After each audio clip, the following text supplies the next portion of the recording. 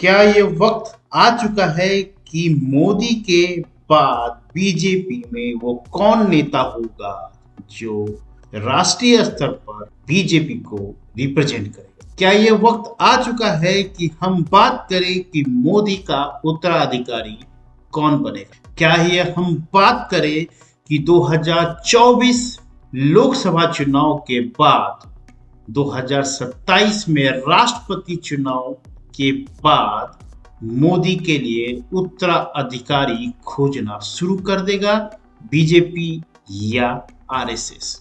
नमस्कार, ए स्पेस के स्पेशल संस्करण में मोदी के बाद कौन पे हम आपका स्वागत कर रहे हैं और आप देखना शुरू कर चुके हैं कि मोदी के बाद वो 5 बड़े नेता कौन हो सकते हैं जो बीजेपी को संभालेंगे।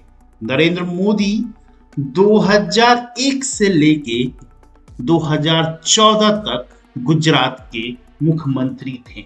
उसके बाद 2014 में बीजेपी के तरफ से दूसरे प्रधानमंत्री, पहले प्रधानमंत्री अटल बिहारी वाजपेयी। 2019 में भी नरेंद्र मोदी एक प्रचंड बहुमत के साथ बीजेपी की सरकार देश में बनाए थे और 2024 में गठबंधन की सरकार के साथ नरेंद्र मोदी की वापसी हुई थी। सवाल ये है कि 2029 में भी नरेंद्र मोदी रहेंगे या कोई दूसरा।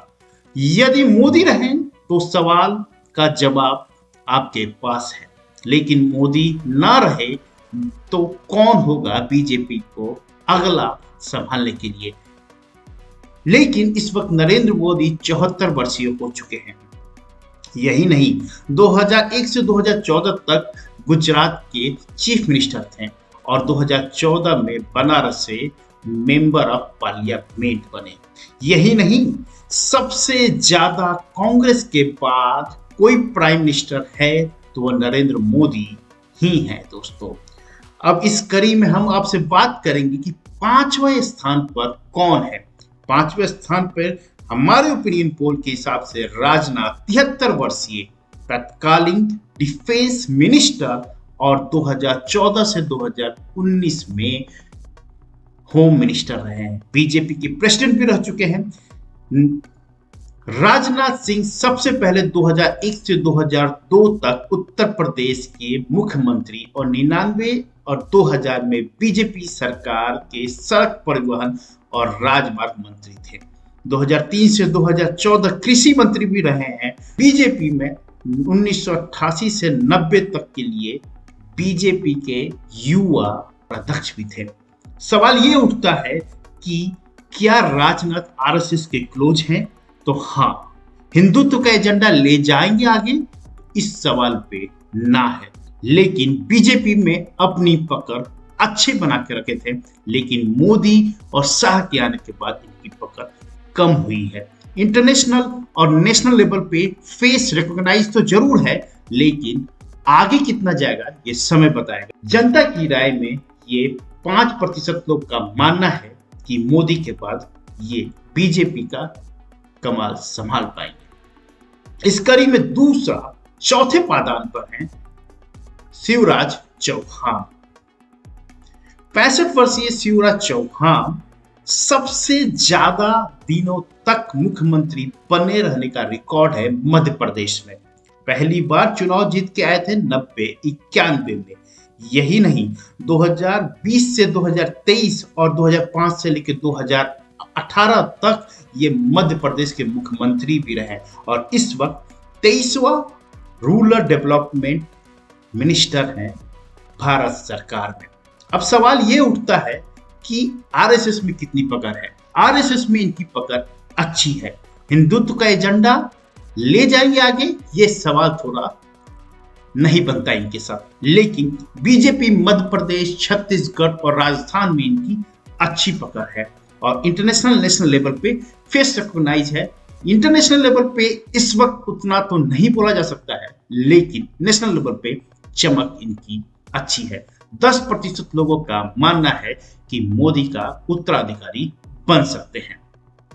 इस कड़ी में सबसे इंपॉर्टेंट फेस देवेंद्र फडणवीस 54 वर्षीय सबसे युवा और 2014 से लेकर 2019 तक ये मुख्यमंत्री भी बने रहे थे महाराष्ट्र की, और वापसी भी जबरदस्त किया है और इस वक्त मुख्यमंत्री है महाराष्ट्र सरकार में। सबसे यंगेस्ट चीफ मिनिस्टर बनने का भी इनके पास रिकॉर्ड है और ये बन सकते हैं, इनमें काबिलियत है, क्योंकि इस वक्त ये सबसे युवा फेस और बीजेपी में सबसे चहेता बने हुए हैं। अब सवाल उठता है कि आरएसएस के क्लोज हैं या नहीं, तो बहुत क्लोज के कैटेगरी में आते हैं। हिंदुत्व एजेंडा को आगे ले जाएंगे कि नहीं, तो बहुत जोर शोर से ले जा सकते हैं। बीजेपी में इनकी पकड़ पीछे की ओर से सबसे मजबूत है। महाराष्ट्र में, कर्नाटक में, बिहार तक में इनकी अच्छी पकड़ है। इंटरनेशनल और नेशनल लेवल पे इनकी फेस रिकॉग्नाइज अच्छा हो गया है।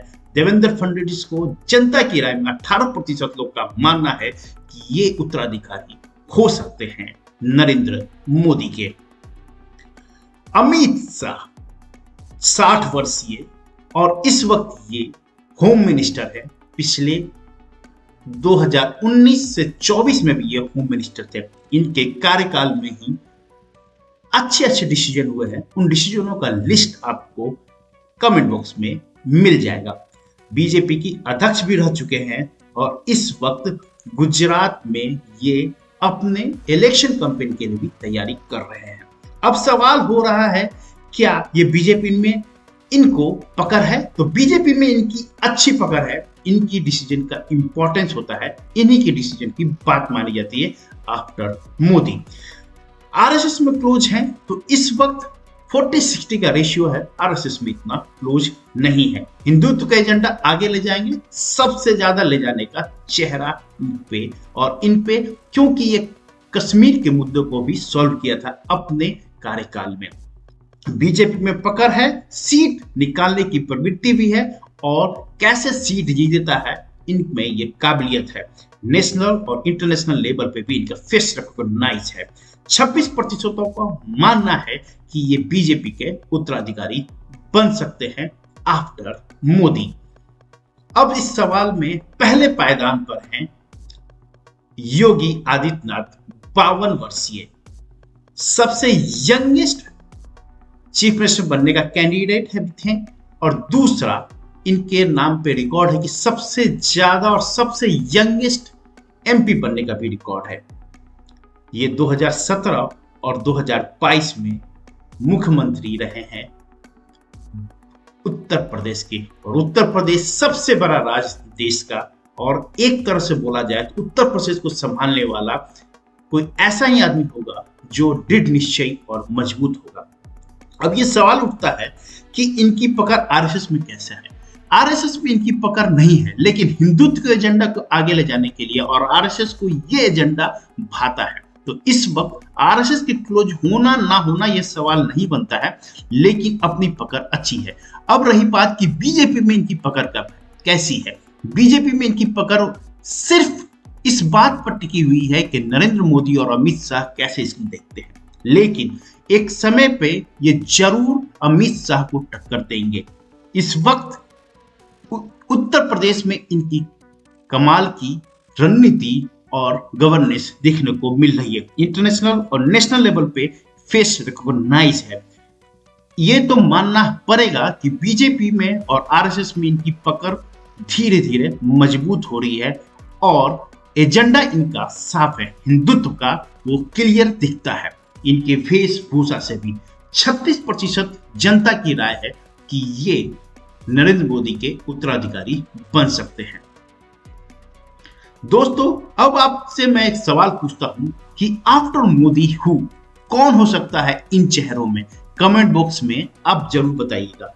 दोस्तों, ये वीडियो आपको कैसा लगा प्लीज कमेंट बॉक्स में बताइए, और इस तरह के किसी और वीडियो के बारे में जानना है तो हमें कमेंट बॉक्स में जरूर अपडेट कीजिएगा। मिलते हैं अगले वीडियो में, तब तक के लिए वंदे मातरम।